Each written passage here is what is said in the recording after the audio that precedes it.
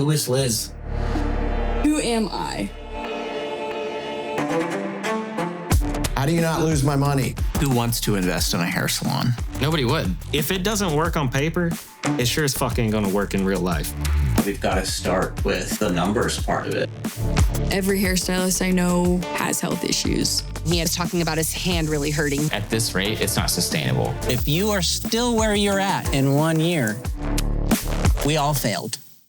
Okay, let's start building the team. We're opening a salon. We have an extra chair. Today is going to be an immense amount of work. This sucks. No, dude, you should already be better than what you're at. Stay-at-home mom right now is my job title. Oh, that's not a door toe. There's not a down moment for either of us. Do you want to trade haircuts or your family? Shit. You guys may hate this. How to keep a salon alive is to make happy clients, but it's really to make your stylist happy. Could you rent the chairs across the hall? And I think that's where a lot of salons go wrong, is like they don't prioritize the people. It's just full f***ing steam ahead. Got to get that fourth person. That's so stupid. It's not because we can't hire somebody. It's because we didn't do the thing that we needed to do. Yeah, you're going to make mistakes, and yeah, they're going to be costly. We're being held here against our will. But you're also going somewhere. The game's on now. The whistle has blown. How do I show up?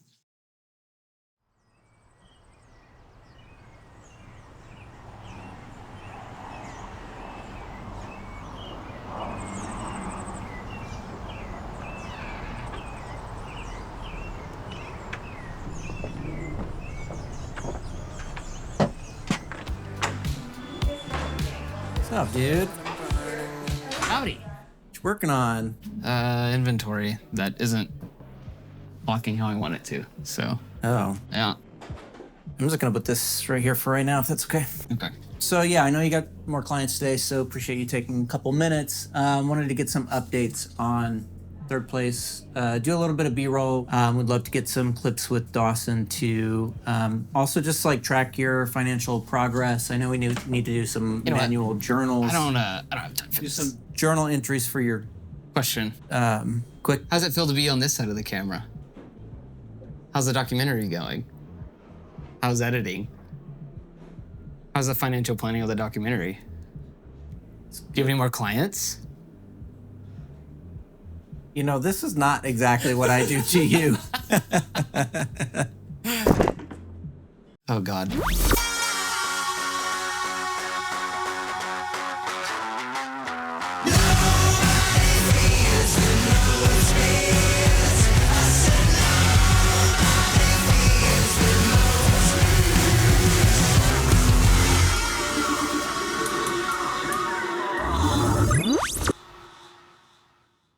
My name is Kevin Betts, and I drive for Ferrari. I'm so sorry. I'm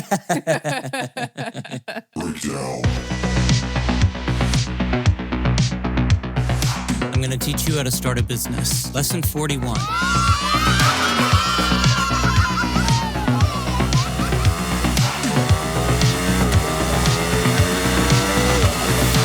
I don't think there was a moment that I knew that I wanted to run a business. I think I've always known I wanted to do something creative. In school, I had a band. I made crappy little short films with my friends. Detective Harry Butts and partner Jojo. We're here for the crime investigation. I've always just pursued what I really want to do.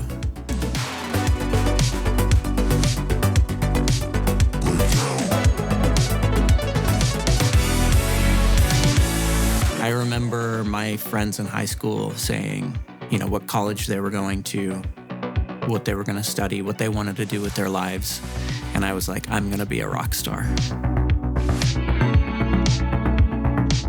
Everybody in my family was a bit concerned that I wanted to pursue music. My dad was the only one who said, you have this opportunity, why wouldn't you take it? That was sort of the permission that I needed to pursue what I was really passionate about. And failing at it was actually really, really heartbreaking.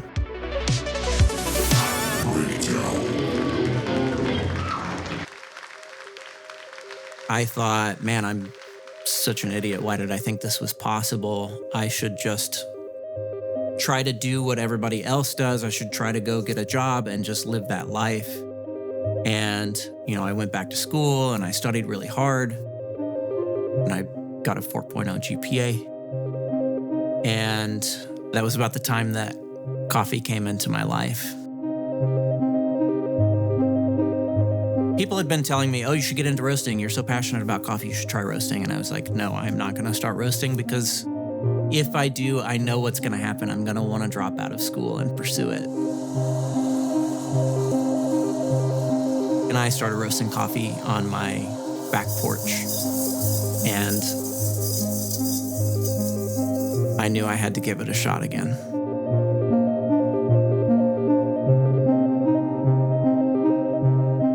Leadership development to me is both inner work and outer work. There's like the outer work of specific skills and practices and techniques and such. It's like sometimes it's like the little hacks. And that's what a lot of things, when you look at leadership online, you'll see, here's how you do strategic planning, and here's how you have a great team building meeting, and so on. But underneath, that's the inner work of who you are and how you're showing up and how you are managing all the chaos that goes on inside of each of us that heavily influences everything you actually do. So we've talked a little bit already about Ryan and Dawson and who they are as people, and you've watched the first 2 episodes.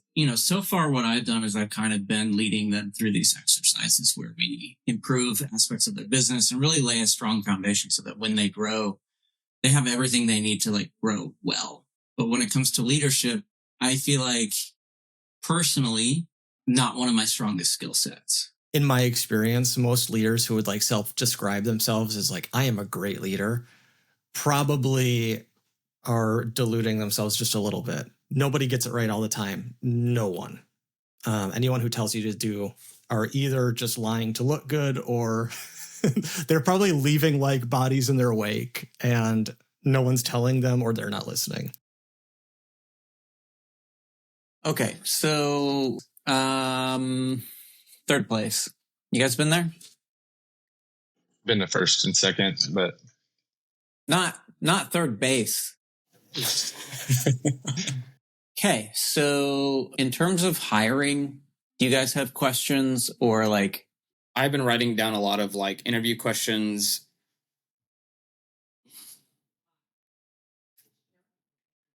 What? Is it backwards? No.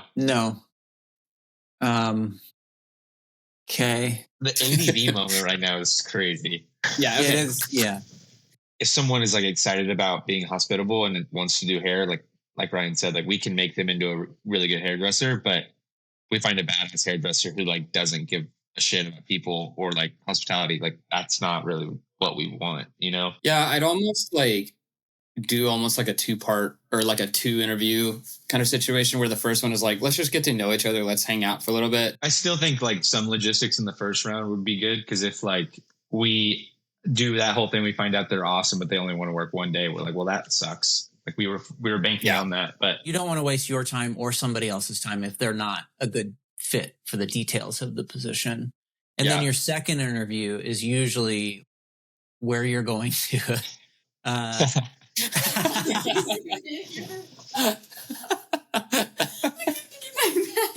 not even. I started roasting coffee on my back porch.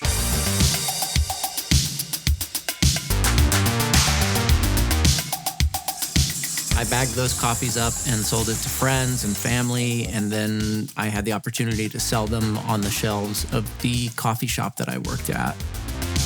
And then one thing led to another, and I started roasting coffee with my brother-in-law. And I remember the first thing that I tasted that he roasted, I was like, this is the best coffee I've ever had. We got to do this. Like, we got to pursue it. Why wouldn't we pursue it? I expected we're going to blow this out of the water. People will love us based on the quality alone. I worked really hard to develop my skill at tasting coffee, but Ryan is just a natural.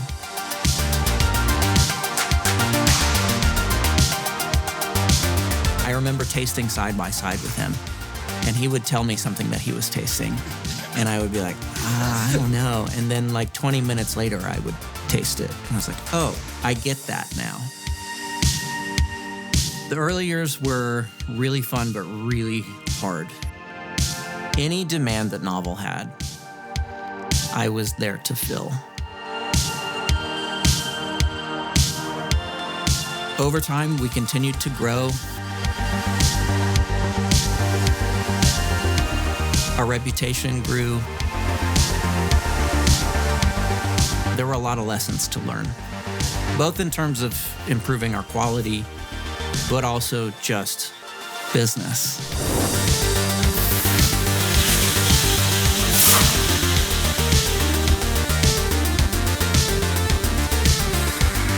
Business is hard.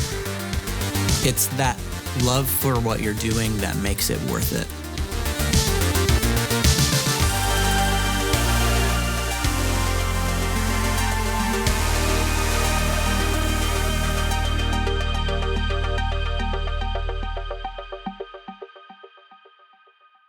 What happened that made you want to sell?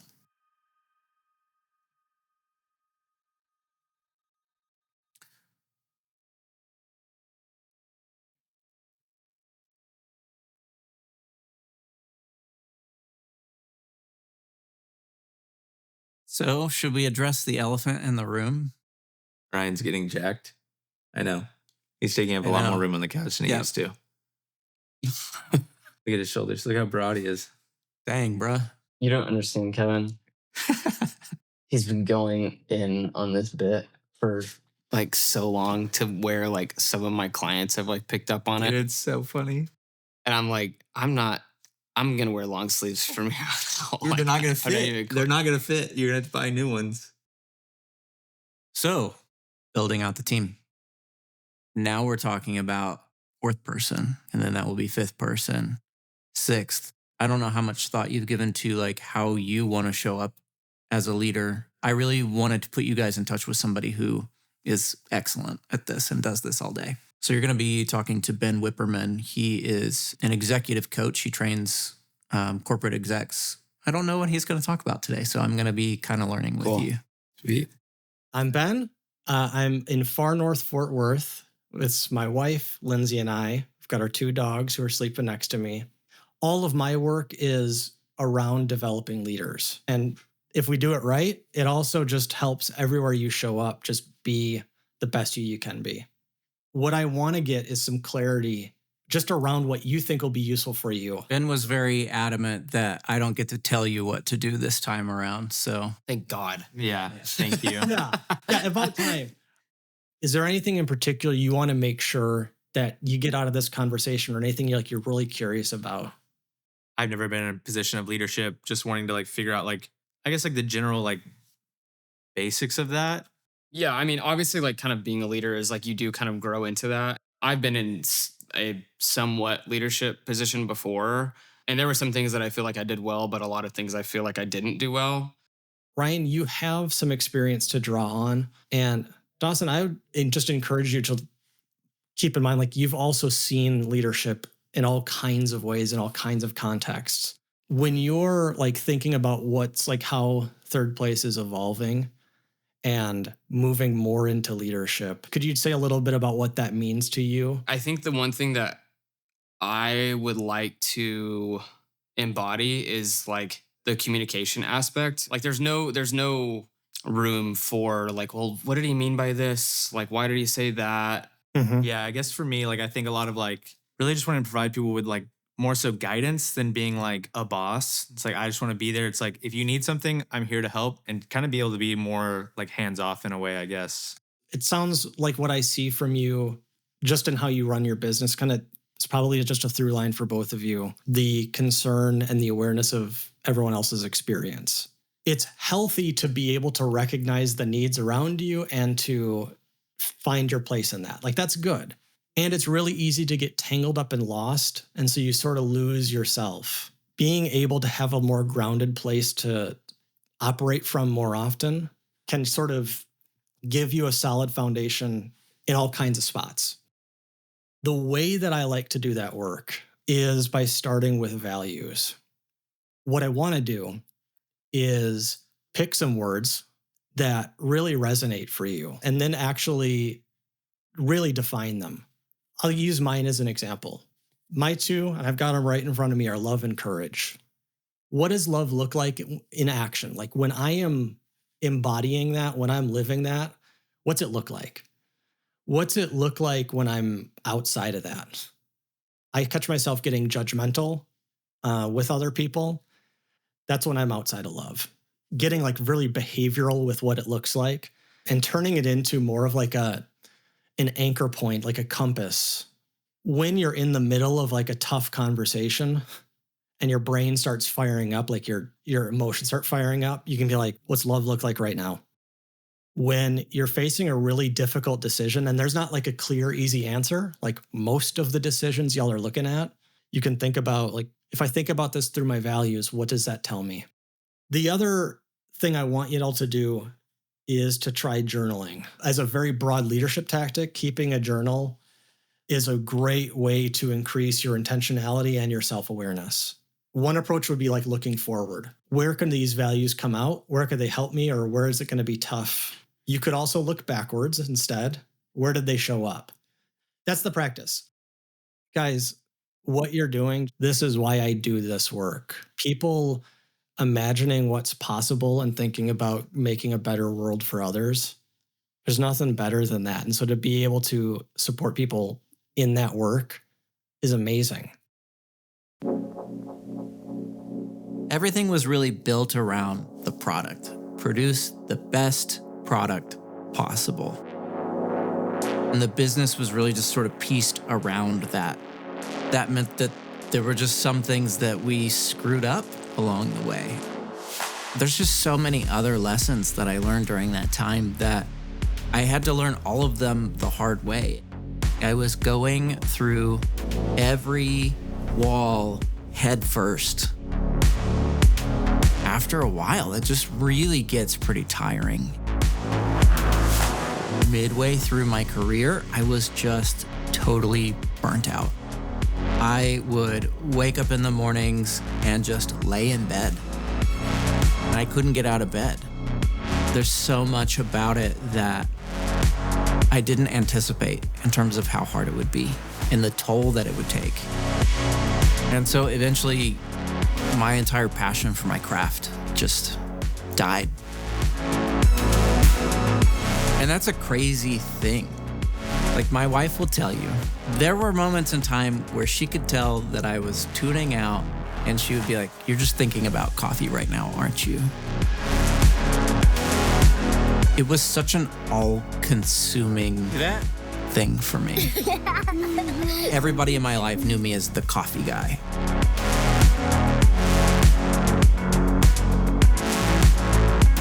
And I lost that.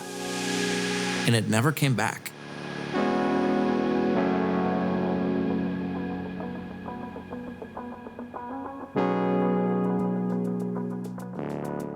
So we did the value stuff. I would love to hear how that shook out. How comfortable do y'all feel? I'm great sharing them. We haven't told each other what our Really? words are. Yeah. Because we kind of wanted it to be a surprise. And I kind of have a feeling. He really wanted to tell me a couple days ago. No, I didn't. Yeah, I was did. like, You're like, we shouldn't tell each other's words, should we? I was like, no. I kind of have a feeling that they might be the same. Yeah. Guys, I love so much that you didn't share with each other. Do you want me to just say what my words are, go through the whole thing, or? Why don't we start off with, what are the one or two values you chose? Drum roll, excitement. My two words are fun and authenticity. Nope. It's different. Look at that. Isn't that something? That is something. It's funny because when I first looked at that page, I was like, I feel like fun is for sure one. Like that's kind of my biggest thing is like, if I'm not having fun, like what am I doing? Mm-hmm. And authenticity, I feel like that's always something that I find very frustrating in other people, that like I don't let myself not be. And like my whole life, I've always just been exactly who I want to be, doing exactly what I want to be doing. And I feel like that's like always been like a very like core true thing to me. It's a cool way of sort of filtering through. It's like one was deeply intuitive, it sounds like that resonates. And another one, you can kind of sometimes see the shadows. It's a cool way to find it out. My two words are adaptability and understanding. Let's explore it. I'll do understanding first, because that one definitely feels like kind of like what you said about like I can be very present and I can listen to someone's point of view and not try to insert myself into what they're saying or doing. If I'm off, again, that's where I start putting myself into it. I always want to be heard myself. And so again, kind of like what we're talking about. It's like you want to lead others, you have to lead yourself. Or if you want to love others, you have to love yourself. If I want to be heard, I need to be able to hear the people as well. Yep. And then adaptability, I feel like that kind of same as you. It's just something that like kind of my wife called it kind of, she's like, yeah, the first word after looking at this list was adaptability. Like that's kind of your superpower. I can assess a situation and not really wallow in the things that are wrong, but I can just pivot immediately into the best option. And yeah, those are my words. Nice. I did a lot of work on myself. In that process, I learned what was really important to me. So despite the fact that I was finally making good money, I had largely worked myself out of a job. It was just not what I wanted to do anymore. I wanted to explore other opportunities, to be creative and to continue to be challenged. But I knew that novel wasn't it anymore. So by the end of 2022, we had a deal to sell the business.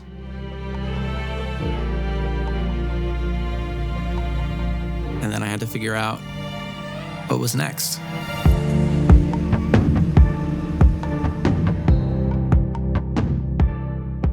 Now you're sitting here in front of the camera, and I know there's people that want to know your story and why you decided to go this route. The only aspiration is to help people. And whatever avenue provides that, I'm happy to take. In Good Company didn't really start as a documentary, or even with me as a coach. I didn't think that I was qualified to be a coach. I didn't want to be that. I bought one camera, and my goal was just to take small business owners that I know are exceptional at a number of things and have them teach courses. Because I had tried things like masterclass, and it was garbage. And maybe it's crazy, but that pissed me off so much that I wanted to create one that actually worked and make it practical and actionable. And while I was working on all of this, Ryan and Dawson started Third Place Hair Salon. And I saw what they were doing, and I thought, oh, that's exactly who I'm building this for. You know, in the early days of the production of this documentary, I just faced so much self-doubt.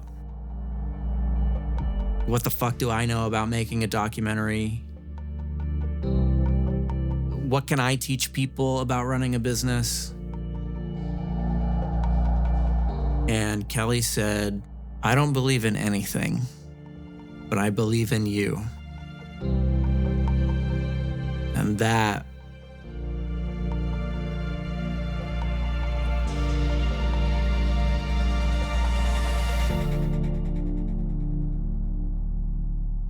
I needed to hear that.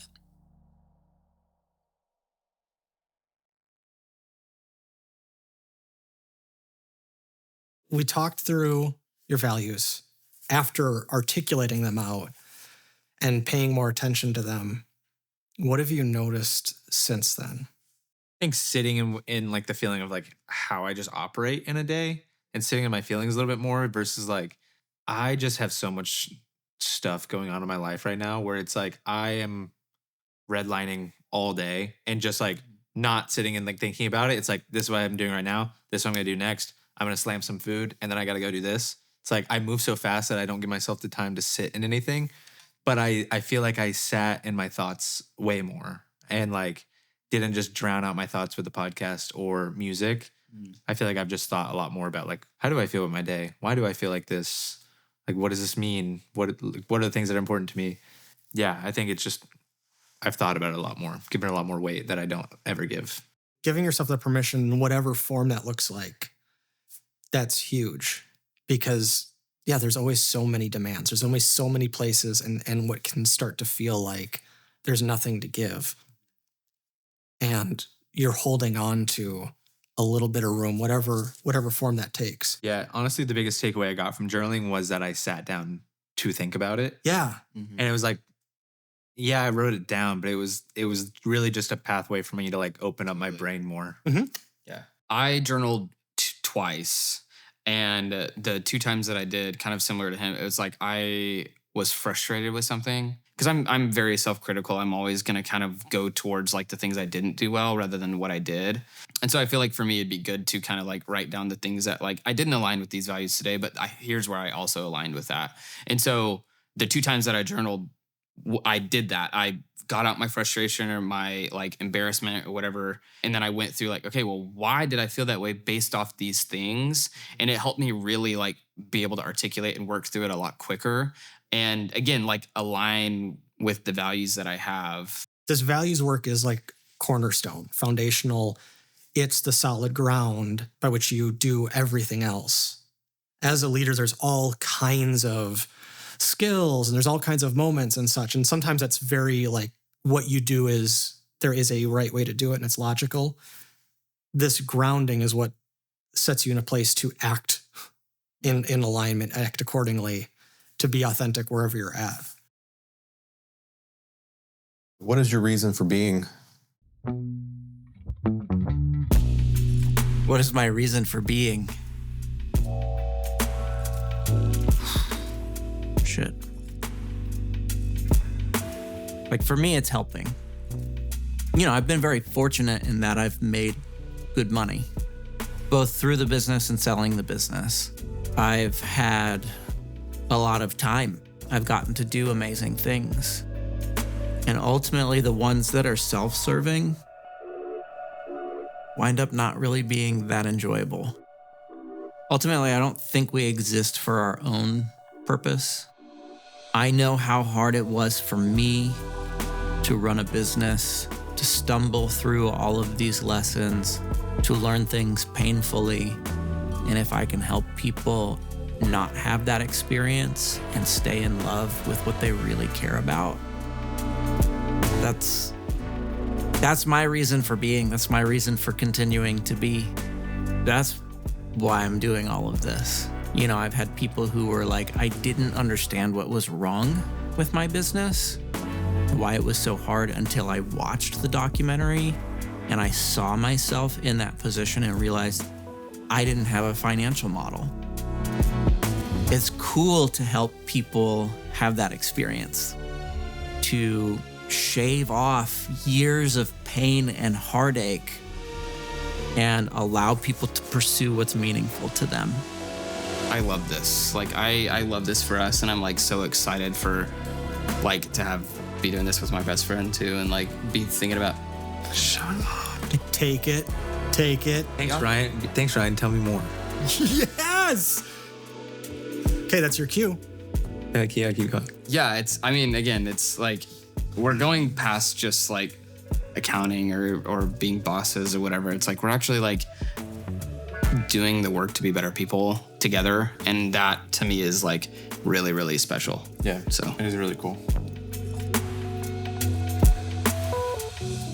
I gather you're an individual that sees the potential in others. So what you're saying is that I want more people to get out and take a risk, believe in themselves. Yeah. Most people are so much more capable than they think they are. Maybe they didn't have somebody who could show them the way. Maybe they just need a little bit of encouragement. But I actually think that most people could be small business owners. There's just no support.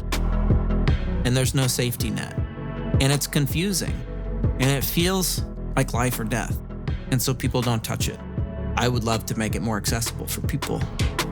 I think one of the greatest tragedies is watching people not live up to their fullest potential. And that doesn't mean they're going out and doing fucking cave diving or making millions of dollars. It just means that there's a part of them that wants to do something and they're not pursuing it fully. That to me is a tragedy. I remember when Kevin was talking about all of this before anything was actually done, and I get it. There's something very special and something very beautiful about what y'all are doing and the impact you're trying to have and already are having. I'd be very happy and honored to be a resource, whatever that looks like, guys. Do you see In Good Co. becoming more of a movement than an actual entity? Oof. I'll just say this. If it goes anywhere beyond me just helping a couple of businesses, it's because other people believe in that idea too, that they have something to share and they want to see other people live out their fullest potential and they want to offer something of themselves. Like, that's just the idea, is that we're here to support each other. So if the idea of In Good Company is that we're here to support each other, I want people to move forward with that. I was telling Ryan the other day how cool it is to see your TikTok is blowing up, because when you first met with us, your goal was to just figure out how to share these ideas on small business without being in front of a whiteboard and doing it in a cool way where people will actually watch. You're doing the exact thing that you set out to do, which is very cool. And so you should be proud of that. I've never wanted to be a figure. I didn't want to be in the documentary. I didn't want to do social media. I don't want In Good Company to be a shrine to how good Kevin is at things. If I can help people be more confident in pursuing something that is meaningful to them, that's what I want. I feel like I'm talking to a firefighter who pulled me out of a building, and he's like, I don't really know what I actually do to help people in this world. In terms of what I want for me, I don't know. You saved my dog, you saved my aunt, you saved me. I mean, I can tell you what you did. Good cup of coffee in the morning, good cocktail in the evening, time with my wife, time with my friends, time with my cats. That's it. That's your In Good Company. Yeah, that's the company that I want. That's my good company, yeah.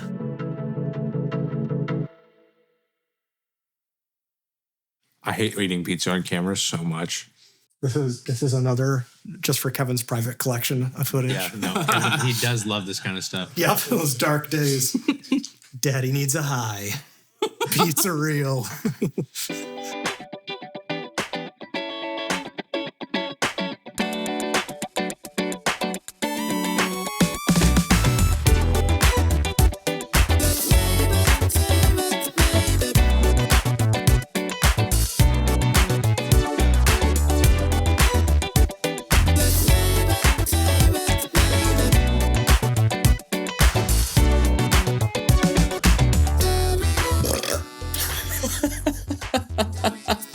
Wow, welcome. I did not. I just clicked. I thought it would take a second. Thanks, Ben. Yeah, thank you. Yeah, thank you so much. Bye. Who waves like that? Is that? Oh, that's Forrest Gump. Ryan the other day was like, "You a fart guy? You like farts?" I didn't say, do you like farts? No, he did. Ask me about my wiener. What? You don't know that? What is that? Ask me about my winner. I didn't say, do you like farts? No, but that's not what he repeated. We were at my house I was just ripping ass on my couch. And I just made a face, right? I was like, ugh. He's I like, was like, what? You're not a fart guy? You don't fart? In terms of sharing, I'm wondering what you're comfortable with. And dude, you're starting, and I know this is gonna be a problem for me. Sorry, I'll try to keep that. No, you're good. Just know that my brain, as soon as I see it right away, is like, what is it? I want in on the game. Yeah. Every time, like, Jordan's like, dude, you just look like so unhappy on the camera. It's because I'm sitting next to Ryan, who's smiling the whole time, and I just have a normal straight face. Did you bring your lunch? You heat it up? I did. I was cursing you on the way over here. I was like, why is Kevin the way that he is without having a microwave? There's nowhere to put it. We've never needed it. So I'm not anti-microwaves. You seem like that kind of guy. Yeah, I was going to say that. Why? You seem like an anti-microwave guy. What do you mean, why? Not in a bad way. I think I didn't it's realize like, that's how I show up in the world. I'm not an anti-microwave guy. Okay, cool. Prove it.